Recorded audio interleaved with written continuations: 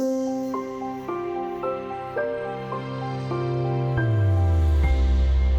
investing involves a degree of risk, and every one of us has a unique capacity for risk. One of the key roles of a financial advisor is to work out for each client exactly what that capacity is. There are three main factors to consider. One is the risk that you are willing to take in the long term. How much am I willing to trade off risk and return of final outcomes? And then there's risk that you are able to take. And there's two flavors of that. One is the risk you are able to take financially, and that is risk capacity.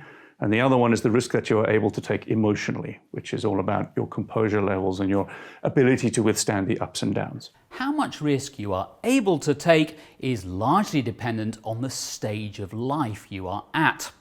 So, for example, a young person with good earning potential has a relatively high capacity for risk. So if someone is only investing a small portion of what we can think of as their total wealth, including human capital, then your capacity is high. If someone, however, if I put all of my investable assets into the market and I have now just retired and all I have ahead of me is no more income coming in, I've just got liabilities in the future. I've got spending to fund. This is a situation when my capacity is low. So risk capacity at its heart is simply put, am I investing a small or a very large part of my total wealth?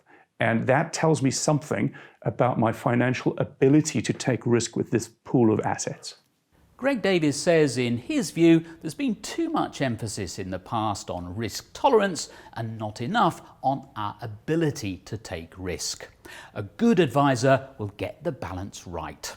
Now, if you're exceedingly wealthy, that isn't a problem because typically you have enough capacity to fund all your future expenditure without going broke.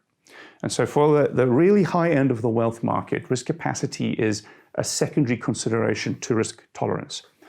For most of the world's investors, the opposite is true. Risk capacity is actually the more important part of the puzzle. The risk you're able to take is far more important than the risk you are willing to take, because it is the financial fact that you might run out of money that is the constraining variable, not your ability to trade off risk and return emotionally in the long term.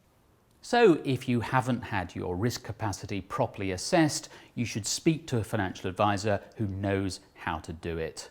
The older you are, the more important that becomes.